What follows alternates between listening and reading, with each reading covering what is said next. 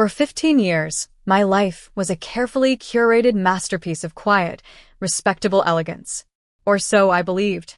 My world was the world of Richard, my husband. It was a world of polished silver and hushed conversations at charity galas, of knowing which fork to use and which artist's name to drop at dinner parties. I was the silent partner in his success, the curator of his home, the manager of his social life. My days were a blur of scheduled perfection, approving menus with our private chef, arranging floral displays that were artful but never ostentatious, and ensuring Richard's suits were always perfectly pressed and ready for his next conquest in the corporate world. My sacrifice wasn't one of grand, dramatic gestures, but of a million tiny, daily surrenders of self. I had once loved to paint, my fingers alive with the feel of charcoal and pastel, but the smell of turpentine gave Richard a headache. I had once laughed loudly, a boisterous, uninhibited sound, but I learned to temper it into a gentle, musical titter that was more appropriate for the circles we moved in. My identity had been so completely absorbed into his that I no longer knew where Eleanor began and Mrs. Richard Covington ended. I loved him, or at least I loved the life we had built. I saw my role as vital, as the bedrock upon which his empire stood. I poured every ounce of my being into being the perfect wife, believing that my devotion was the unseen engine of our shared happiness. The betrayal, when it came, wasn't a quiet affair in a sterile lawyer's office. It was a public execution, and our 15th wedding anniversary party was the grand stage Richard had chosen. The garden of our estate was glowing, bathed in the soft light of hundreds of fairy lights woven through the ancient oaks. The air hummed with a gentle murmur of polite society and the clinking of crystal champagne flutes. I was wearing a sapphire blue dress that had cost a fortune, a dress Richard had picked out himself, telling me it matched my eyes. I felt serene proud. We were the picture of success, of enduring love. After the main course, Richard stood, tapping a spoon against his glass. A hush fell over the crowd. I beamed at him, my heart swelling with affection. This was it, the moment he would toast to our years together, to our shared journey. His voice, usually so smooth and reassuring, had a sharp, theatrical edge. "Friends, family," he began, his smile not quite reaching his eyes. "Thank you all for coming to celebrate this milestone.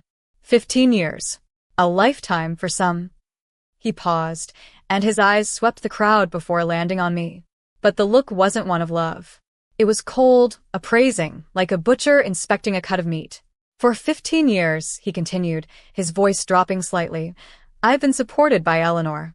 She has managed this house, planned these parties, and played her part." The phrase "played her part" hung in the air, suddenly ugly. My smile faltered.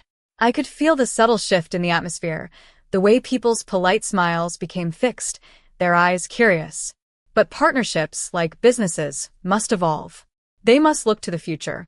And as I look to my future, I realize I need a partner who can build with me, not just maintain what is already built. He then turned, and with a grand, sweeping gesture, he beckoned a young woman from the edge of the crowd. She couldn't have been more than 25, with a sharp, ambitious look in her eyes. Her name was Amber. She was his new junior associate. He placed his arm around her waist, pulling her to his side. "Amber represents the future. She's brilliant, she's dynamic, and she is my future." The collective intake of breath was like a physical blow. The world seemed to slow down, the chirping of crickets in the garden suddenly deafening. He never looked at me again. He just stood there, his arm around this other woman, as if I had already vanished. I remember the faces.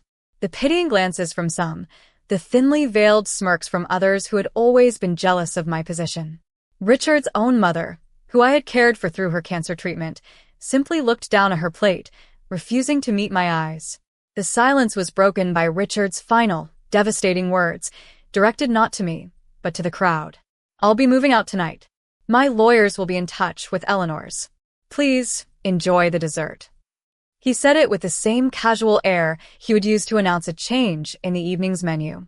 I was no longer a person. I was a logistical problem to be handled.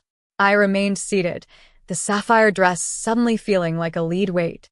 I could feel 100 pairs of eyes on me, dissecting my reaction.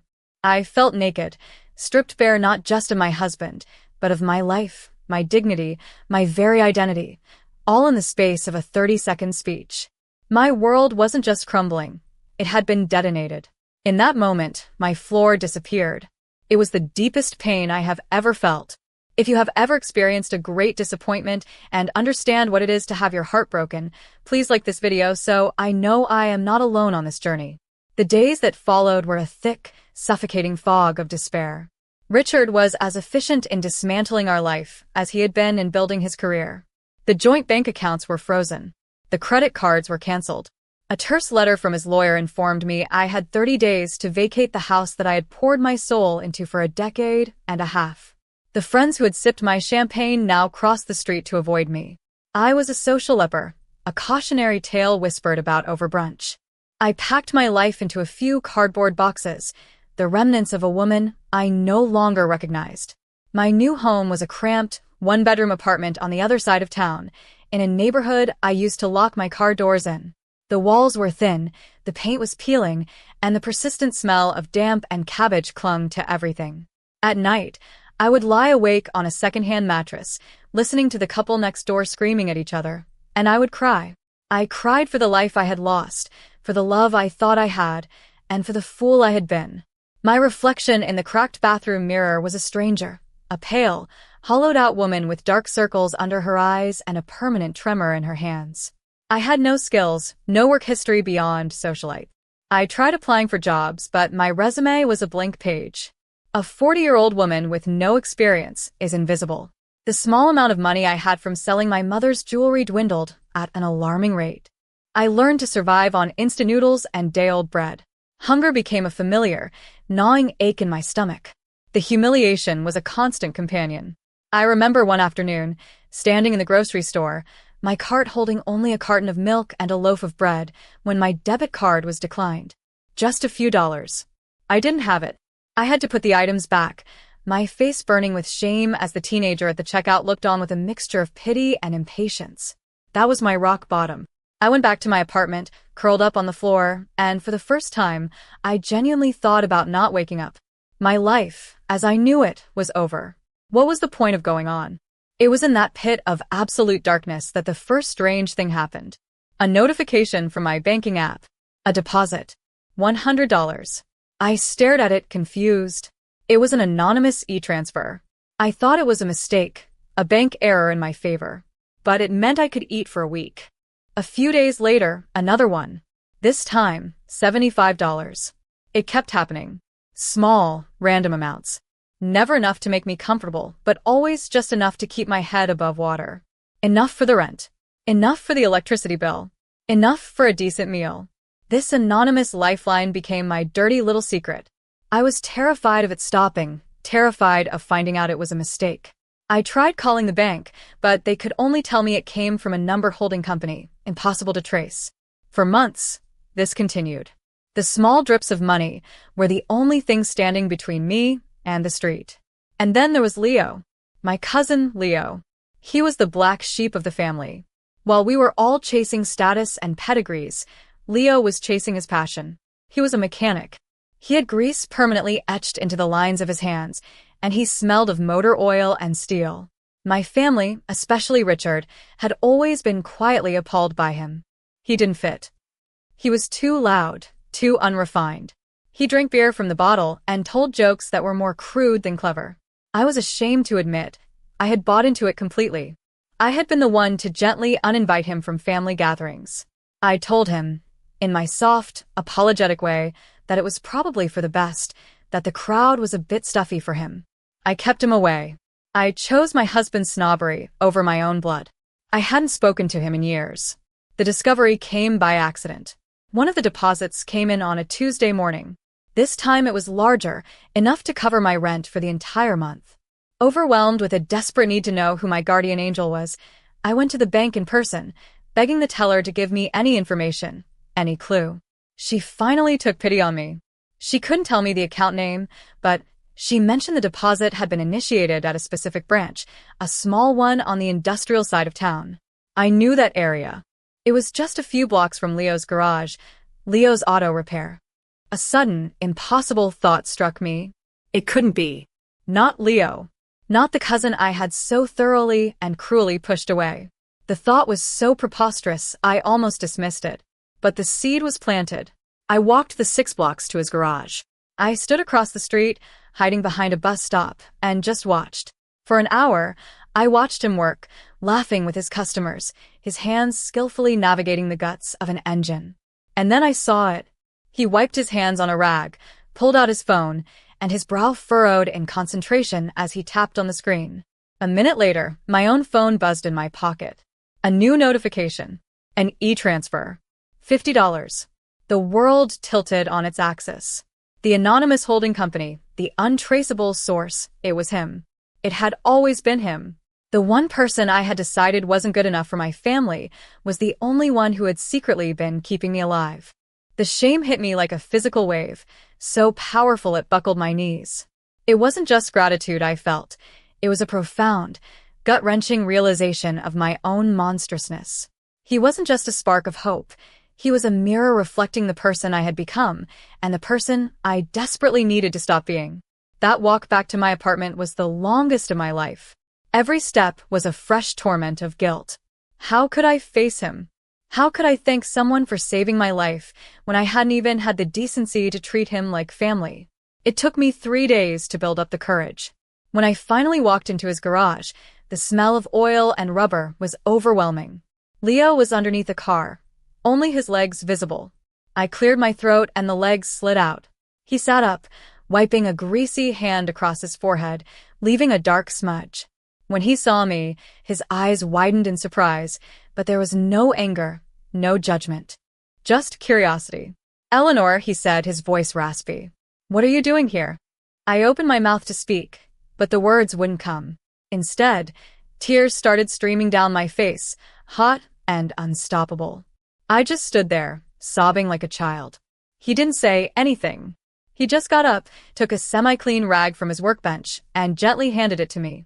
He led me to a rickety office chair, cleared some invoices off the seat, and waited patiently for the storm to pass. When I could finally speak, I told him everything. I told him I knew. I thanked him, my voice cracking with every word. I apologized. I apologized for everything, for the parties, for the phone calls, for the years of treating him like an embarrassment. He just listened, his gaze steady. When I was done, he sighed. "Your family, Elle. That's what you do. You don't keep score." That simple sentence broke me all over again. There was no "I told you so," no bitterness. Just unconditional acceptance. It was a grace I knew I didn't deserve. That day, something inside me shifted. His simple, profound decency was the catalyst. I couldn't accept his money anymore. I had to stand on my own 2 feet. I had to build something. But what? I thought back to a time before Richard, before the galas and the empty perfection. I remember my grandmother's kitchen, the smell of cinnamon and yeast, the feel of flour on my hands. I used to love baking. It was the one creative outlet I had that Richard hadn't managed to extinguish. It was simple, honest work. I told Leo my idea. A crazy, impossible idea. I would start a small baking business out of my tiny, miserable kitchen. He didn't laugh. He just nodded and said, "Okay, what do you need?" He helped me fix the ancient, unreliable oven in my apartment. He drove me to a wholesale store to buy flour and sugar in bulk. He became my official taste tester, giving me brutally honest feedback on my first few batches of scones and cookies. The work was grueling. I was up at 4 a.m. every morning, my small kitchen a chaotic cloud of flour. My back ached, my hands were raw and burned, but for the first time in years, I felt alive. I was creating something with my own hands. My first victory was small, but it felt monumental. Leo convinced me to set up a small table at a local farmer's market. I was terrified. Who would want to buy anything from me? But Leo had been talking me up to his customers for weeks. A burly truck driver was my first customer, buying a dozen of my cinnamon rolls. He took one bite, and his gruff face broke into a huge smile. "Lady," he said, "this is the best damn thing I've ever eaten." By noon, I was sold out. I stood there, clutching a small cash box with $200 in it, money that I had earned, and I felt a sense of pride that was more potent than any compliment Richard had ever given me. That was the start. I became a regular at the market. People started looking for the cinnamon roll lady. Leo was my biggest cheerleader, my delivery driver, and my entire marketing department. The turning point came a few months later. One of Leo's clients owned a popular local cafe. He had tried one of my lemon tarts and was blown away. He came to my apartment, took one look at my cramped, chaotic kitchen, and made me an offer. A contract to be the exclusive supplier of all pastries and desserts for his 3 cafes. It was a real, life-changing opportunity. A real business. It was there, with my hands covered in dough and a contract on my tiny kitchen table, that I began to rewrite my story. I stopped being the victim and became the author of my own destiny. If my journey of overcoming is inspiring you, subscribe to the channel to follow the next chapters and become part of this community of new beginnings. My little business, which I named the Humble Crumb, grew steadily. Within a year, I had moved out of my apartment and into a small commercial space with a proper kitchen and a tiny storefront. I hired 2 employees. I was known not for who I was married to, but for the quality of my work, for the heart I put into every loaf of bread and every delicate pastry. I was happy. It was a quiet, unassuming happiness, born of hard work and purpose. And then one Tuesday afternoon, the bell above my shop door jingled, and in he walked. Richard. He looked the same. The expensive suit, the perfect hair, the confident smile that I now recognized as a predator's. He looked around my small, cozy shop with an air of amused curiosity, as if observing a child's lemonade stand. "Eleanor," he said, his voice dripping with false warmth. "My God. I heard you were doing this. It's quaint." My heart hammered in my chest, a primal, reflexive fear. But then, I looked down at my own hands, dusted with flour, and I felt a surge of strength. I was not the woman he had destroyed. I was the woman who had rebuilt herself from the ashes. "Richard," I said, my voice even and calm. "What do you want?" He strolled closer to the counter, leaning in conspiratorially. "I've been thinking about you," he said. "Amber, well, let's just say the dynamism gets a bit exhausting. I miss stability. I miss you." He told me he'd been watching my success. He'd seen a small article about the Humble Crumb in a local lifestyle magazine. He saw an opportunity. "This is a great start," he said, gesturing around the shop. "But you're thinking too small. With my capital and my connections, we could turn this into a national franchise. Covington Crumb. It has a nice ring to it, don't you think?" There it was.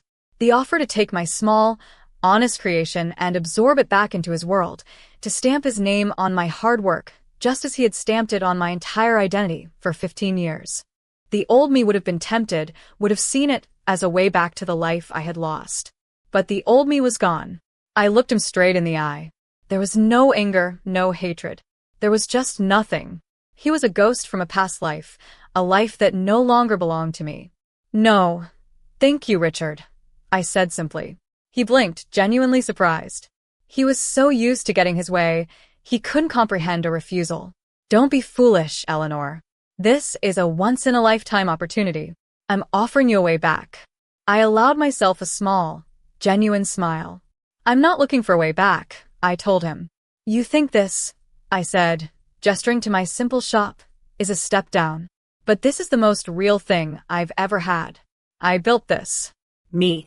With my own 2 hands. It's not for sale. My name isn't for sale. And I am not for sale." I saw a flicker of something in his eyes, confusion, maybe even a sliver of respect. He had come here expecting to find a broken, desperate woman, eager for his rescue. He found a stranger, a business owner, a woman who didn't need him. "My life is very full now, Richard," I said, my voice gentle but firm.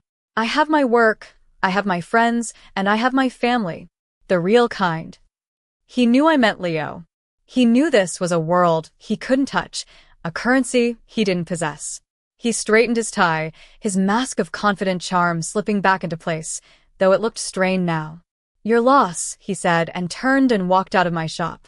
The bell jingled, and he was gone. I didn't watch him go. I just turned back to the croissant dough I had been laminating. I felt a profound sense of peace settle over me. It wasn't a victory. It wasn't revenge. It was a closing of a door, a final, quiet reclamation of my own soul. Today, my life is not grand. It's not filled with galas or polished silver. But it is mine. My mornings start before dawn, not to the sound of a maid bringing me coffee, but to the hum of my own ovens. My greatest joy is seeing the face of a customer light up after their first bite of something I created. My cousin Leo is a constant presence. He comes by every afternoon for a coffee and a scone, his greasy work clothes a welcome sight in my clean, bright shop. He is my family, not because of a shared name on a family tree, but because of a shared bond of loyalty and love that was tested in the fire and proved true. I learned the hardest lesson of my life, from the deepest wound. I learned that our worth is not defined by the people we are with, or the homes we live in, or the money we have. It's defined by our own resilience, by our capacity to get back up after we've been knocked down. Richard thought he was taking everything from me, but all he took was a cage. He set me free. My legacy isn't a franchise or a famous name.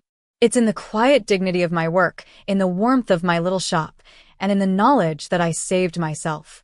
Today, I understand that the wounds of the past do not define who we are, but what we do with them does. I am so grateful you have listened to my story this far. If it has touched you, please share it with someone who needs a light, and leave a comment with a word of strength and hope.